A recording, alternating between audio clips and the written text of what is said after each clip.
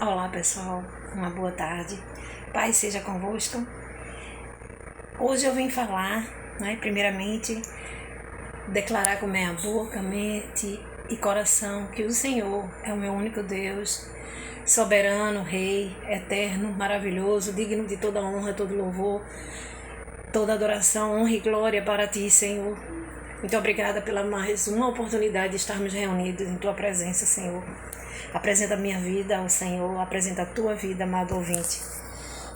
O Senhor tem cuidado de nós, tem nos protegido, nos livrado de todo mal e assim permanecerá. Aleluia.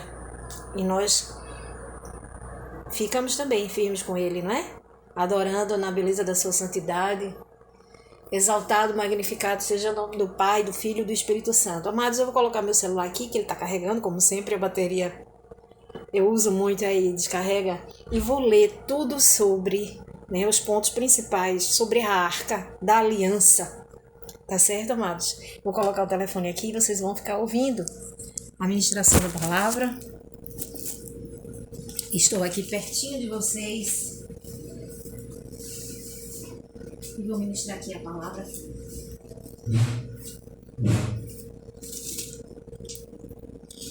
Então, sobre a Arca da Aliança de Deus, qual é o significado da Arca da Aliança? A Arca da Aliança é descrita na Bíblia como um objeto consagrado. Nós sabemos disso, é um objeto divino, em que as duas tábuas dos 10 mandamentos estavam contidas nela. E também como veículo da comunicação entre Deus e o seu povo, o povo escolhido, hebreus. Sua construção foi orientada por Moisés, na verdade, através de Deus. Deus ordenou a Moisés que fizesse essa arca. Deu todas as medidas, as instruções, e assim ele seguiu, que por sua vez recebera a forma, tamanho, tudo concernente ao objeto, de que forma ele faria. Algumas perguntas nós temos aqui. Não podia olhar para dentro da arca. Por quê? Deixa eu virar esse ventilador para cá, porque está fazendo muito calor. Nossa. Porque olhavam para dentro da arca do Senhor, sim, feriu deles 70 homens. Então o povo chorou por quanto o Senhor fizera tão grande morticínio entre eles. O que a Bíblia... Porque assim, só podia tocar nela quem fosse consagrado, a Deus, os verdadeiros adoradores. Os levitas, eram os levitas.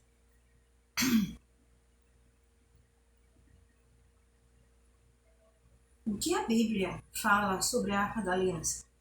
Há uma extensa descrição da Arca, em Êxodo 25, 10, 22, até o versículo 22.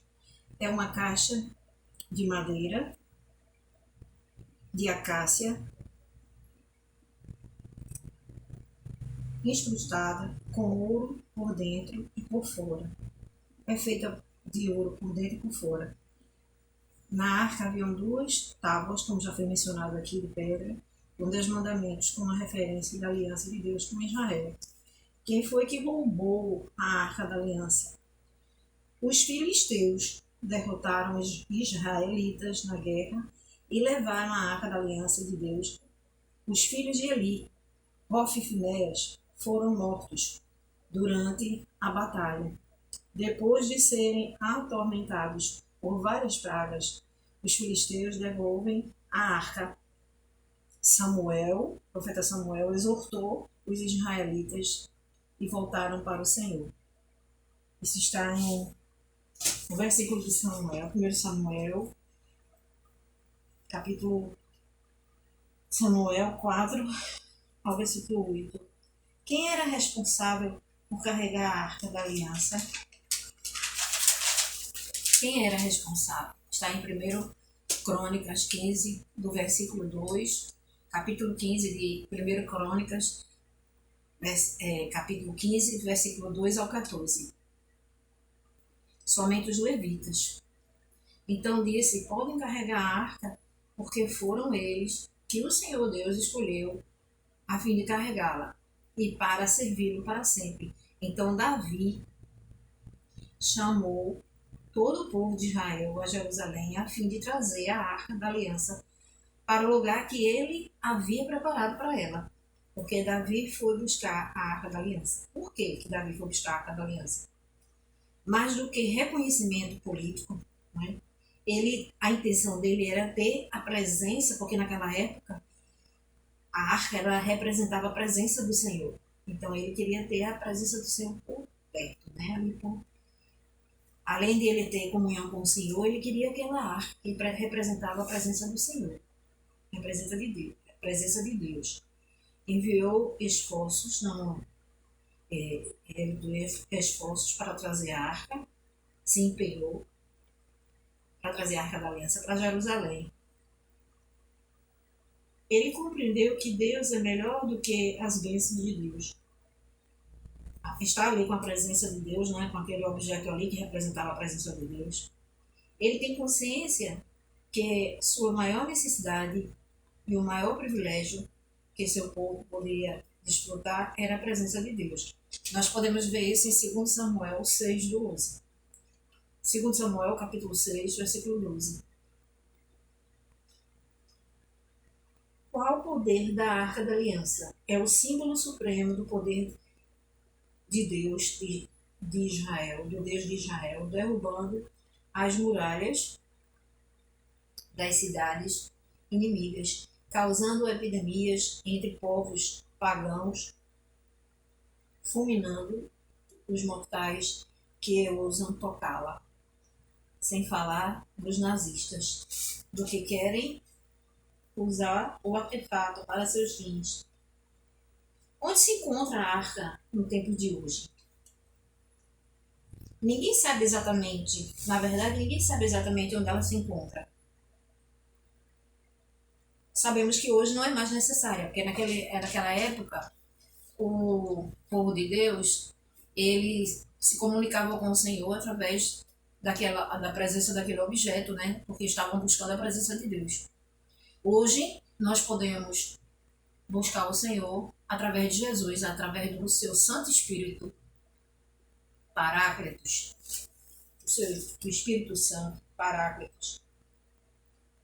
A Arca da Aliança era apenas um símbolo daquilo que viria depois. Quais as ações de Davi durante o processo, aliás, a procissão de levar a arca? Davi leva a arca para a cidade de Davi. Uzá foi ferido e morto por tocar na harpa para firmá-la. Davi dança diante do Senhor, cruzando cultura e seu relacionamento com Mical, e tornou Davi a juntar todos os escolhidos de Israel, em número de 30.000. Isso aqui que eu achei assim um pouco. Eu não sei nem a expressão que eu vou usar nisso aqui, porque esse rapaz, Uzá, foi ferido e morto por tocar na arca. Só que ele tocou na arca porque, mais adiante nós vamos ler sobre o carro de bois que levava a arca. Deus não queria isso. Deus queria que o povo, sempre quis que o povo, os levitas, era que podia levar a arca e levar nos seus ombros, apoiando nos seus ombros. Jamais ela podia ser transportada através de carros de animais. Porque é um objeto, um artefato divino, consagrado, totalmente representava, e até hoje, né, quando nós vemos alguma arca, ela representa a presença de Deus. Só que hoje nós podemos buscar ao Senhor através do seu Santo Espírito. Naquela época, eles buscavam através desse objeto divino. Ali eles adoravam ao Deus e buscavam estar através daquela a presença de Deus através daquele objeto. Era um meio de eles se comunicarem, de Deus se comunicar com seu povo e o povo se comunicar com ele. Só que hoje não há necessidade. Muitos anos, desde quando o Senhor veio, ele veio, então nós não precisamos, podemos ter até na nossa casa, em algum lugar que nós queiramos colocá-la, como um objeto divino assim. Nós sabemos que é a representação de Deus, mas que não precisamos desse objeto para termos livre acesso através do seu Santo Espírito.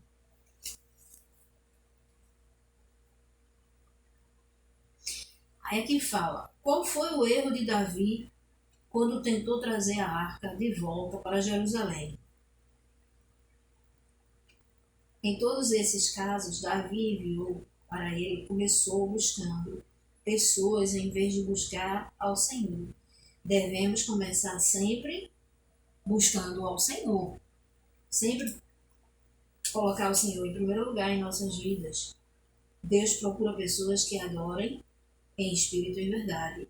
Podemos ler essa passagem bíblica que está em João 4, versículo 23 e 24. Deus revelou essa verdade na sua palavra. Afirma santificar e os seus adoradores, uns aos outros, né? Seus adoradores. João 17 até o capítulo 21. O versículo 21. Capítulo 17, versículo 17 ao 21. Onde Davi deixou a arca da aliança. Ele deixou Obed-edom. Davi então ficou com medo de Deus e não trouxe a arca para a cidade de Davi, mas deixou na casa de Obed-edom e lá permaneceu por 3 meses, trazendo bênção para ele e sua casa. Durante o transporte, agora que vai entrar aquela parte que eu falei para vocês sobre o carro. Depois desse fato, foi que ele colocou na casa de Obed-edom e lá permaneceu por 3 meses. Durante o transporte da arca, os bois, gente, eu não estou conseguindo decifrar nem minha letra.